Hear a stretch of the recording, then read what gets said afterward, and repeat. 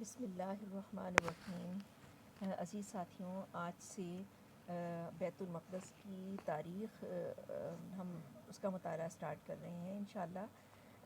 یہ ممتاز لیاقت صاحب کی تحریر ہے اور اس کے بارے میں، اس کتاب کے بارے میں مولانا سید ابو الاعلیٰ مودودی صاحب نے اپنی رائے کا اظہار کیا کہ آپ کی محنت قابل داد ہے کہ آپ نے بیت المقدس کے موضوع پر بہت سا مواد جمع کر دیا ہے۔ پھر اس کے بعد خلیل احمد الحامدی صاحب نے اس کتاب کے بارے میں تحریر کیا ہے کہ بیت المقدس کا سقوط صرف ایک تاریخی حادثہ ہی نہیں ہے بلکہ عہد حاضر کے مسلمانوں کی ایمانی غیرت کو بہت بڑا چیلنج ہے۔ مسلمان رہنماؤں کا فرض ہے کہ وہ نئی نسل کو اس واقعے کی اہمیت سے بھرپور طریقے سے آگاہ کریں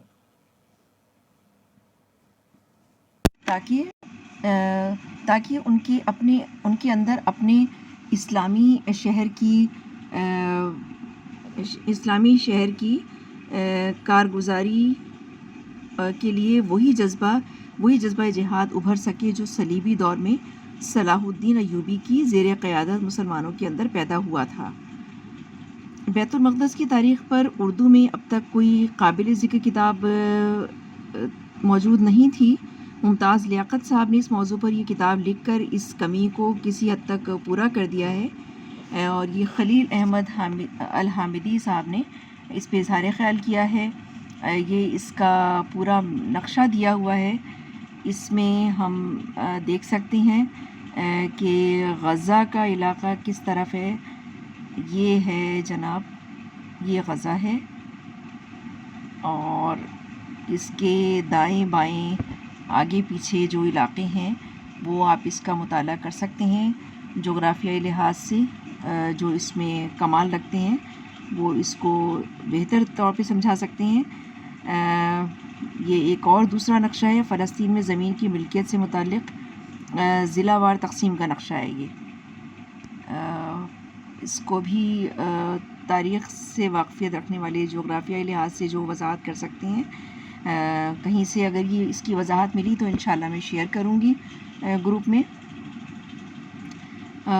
اس پیج پہ جو ہے احاطہ حرم کی زیارتیں، ان کے نام دیے ہیں، مختلف نام ہیں، یہ نقشہ دیا ہے اور نمبرز کے لحاظ سے اس میں نام دیے ہیں۔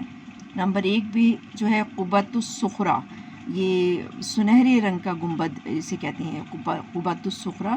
اور پھر اس کے بعد دوسرا ہے قبۃ السلسلہ، تیسرا ہے قبۃ المعراج، قبۃ النبی، قبۃ الارواح۔ یہ سارے نام ہیں، آپ اس کی تفصیل پڑھ سکتے ہیں۔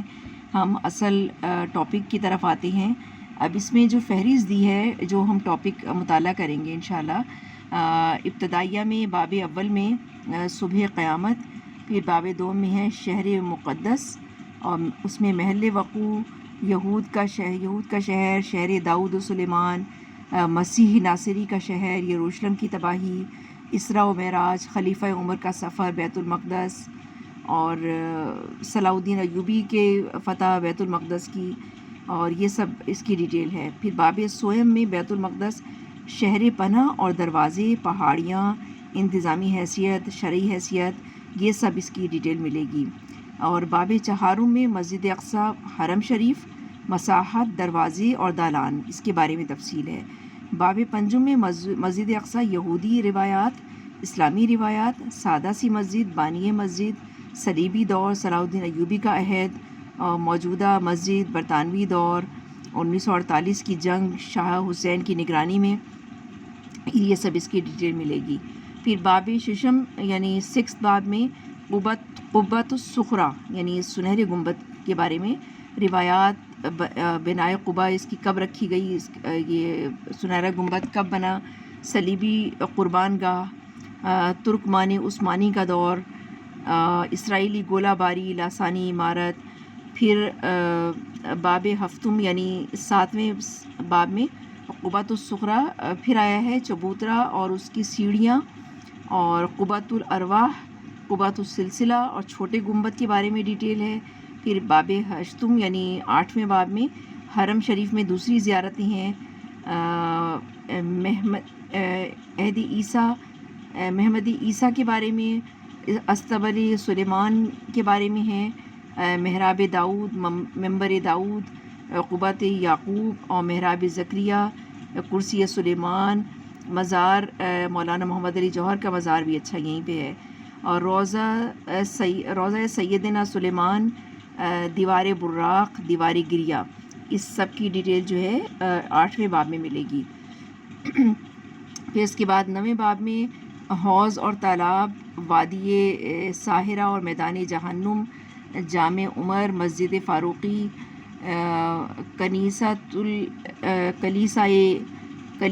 کلیسائے سعود وغیرہ، یہ سب اس کی ڈیٹیل ملے گی اس میں۔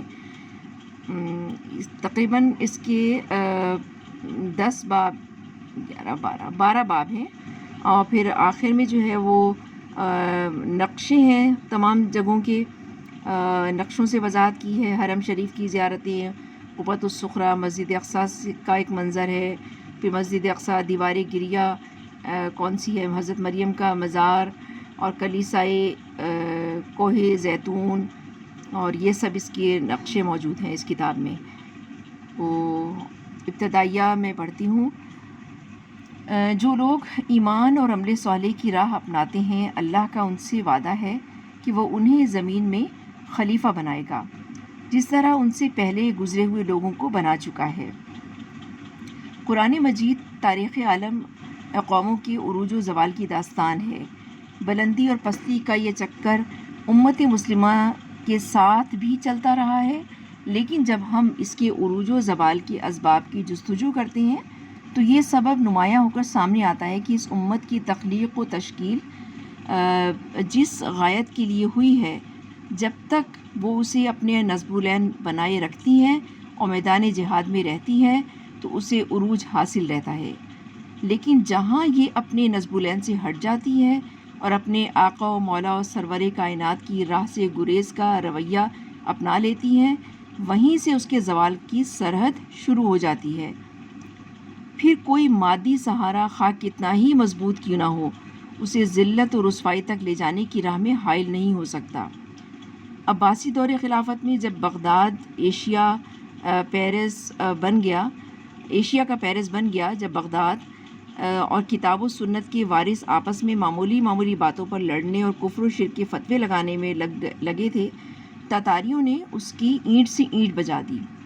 لیکن اسی دور میں امام ابن تیمیہ رحمۃ اللہ علیہ کی للکار نے، جس میں کتاب و سنت کی پوری روح جلوہ گر تھی، بڑھتے ہوئے تاتاری طوفان کا رخ موڑ دیا۔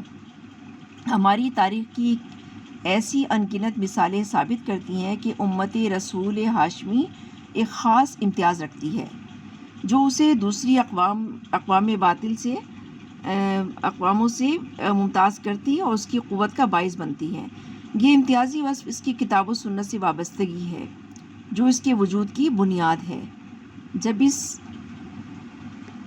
جب اس بنیاد میں کمزوری آتی ہے تو اس کی طاقت کا سوتا سوکھ جاتا ہے۔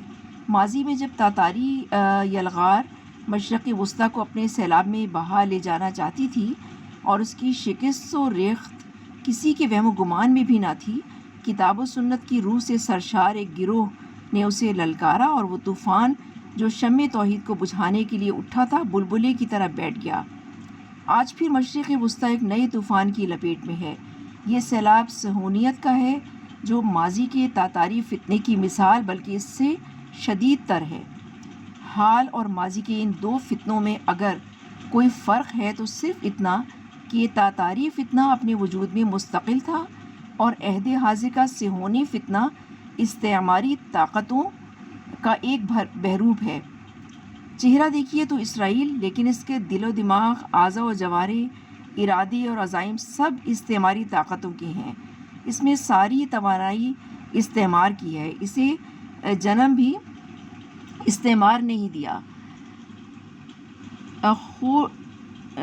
غور و پرداخت بھی اسی نے کی، اور حفاظت بھی وہی کر رہا ہے، اور یہی حقیقت اس کی فتنہ سمانی کو بڑھاتی ہے۔ زیر نظر کتاب کا بیشتر حصہ اس کے نام کی مناسبت سے بیت المقدس کی تاریخی روایات سے متعلق ہے، لیکن ضمناً اسرائیل کا قیام اور منصوبوں کی تفصیلات بھی آ گئی ہیں۔ بیت المقدس ہمارا قبلہ اول ہے. یہ ہماری نسل کی بڑی بدقسمتی ہے کہ اسے قبلہ اول کے چھن جانے کے حادثے سے دوچار ہونا پڑا ہے. اس سے بھی زیادہ دل فگار حادثہ مسجد اقصیٰ کی توہین کا ہے. یہودی اسے گرا کر اپنا معبد تعمیر کرنا چاہتے ہیں. یہی نہیں بلکہ وہ حرمین الشریفین پر بھی حریصانہ نظریں ڈالتے اور نیل سے فرات تک توحید پرستوں کو نابود کر دینے کی آرزو رکھتے ہیں.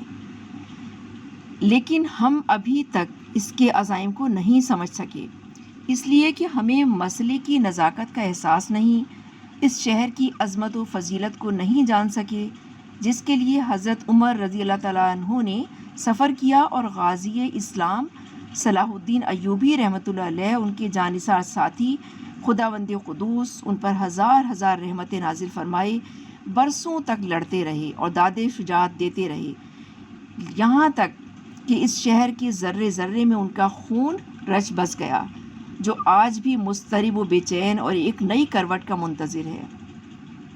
یہ کتاب اس شہر کی تاریخ ہے، عظمت و فضیلت کی داستان ہے اور اس ناموس کا قصہ ہے جس کے لیے ہمارے اسلاف ایک پوری صدی تک اپنے خون کا خراج دیتے رہے. مجھے مورخ ہونے کا دعویٰ نہیں، البتہ میں نے اپنے روح کا اضطراب اور اپنے دل کی تڑپ آپ کے سامنے رکھ دی ہے. میں اپنے مقصد میں کہاں تک کامیاب رہا ہوں اس کا فیصلہ آپ کو کرنا ہے. مجھے فخر ہے کہ شہر انبیاء پر اردو میں ایک مکمل کتاب لکھنے کی سعادت میرے حصے میں آئی. اس کے لیے میں خدائے قدوس کا لاکھ لاکھ شکر گزار اور اپنے دوست بلکہ مشفق و مہربان بھائی سید قاسم محمود کا ممنون ہوں کہ ان کی تحریک اور ان کے اعتماد نے مجھ سے یہ کتاب لکھوائی. اس کتاب کی تدوین و تالیف میں جن ذرائع سے اخذ و استفادہ کیا گیا ہے ان میں سے بیشتر اہل پاکستان کے لیے نئے ہیں. ان کے لیے معمر غاز مفتی اعظم فلسطین کے معتمر العالم الاسلامی عبدالحق شہباز اور محمد حنیف شاہد کا مشکور ہوں. آخر میں مجھے اپنے ناشر کا شکریہ بھی ادا کرنا ہے جو میرے اور آپ کے درمیان رابطے کا ذریعہ ہے. میں جناب زاہد حسین انجم صاحب کے لیے سراپا سپاس ہوں کہ انہوں نے انگریزی عبارتیں لکھ کر دیں اور اس کتاب میں آنے والے نقشے بھی بنا کر دیے. یہ ممتاز لیاقت صاحب کی طرف سے ابتدائیہ ہے. ابتدائیہ پڑھ کے کتاب پڑھنے کا لطف دوبالا ہو جاتا ہے. تو اس کتاب کو انشاءاللہ نیکسٹ ویڈیو سے ہم باقاعدہ شروع کرتے ہیں. پہلا ٹاپک اس کا صبح قیامت ہے. ابھی تک کے لیے اتنا ہے اور انشاءاللہ نیکسٹ ویڈیو میں آپ سے بات چیت ہوگی انشاءاللہ.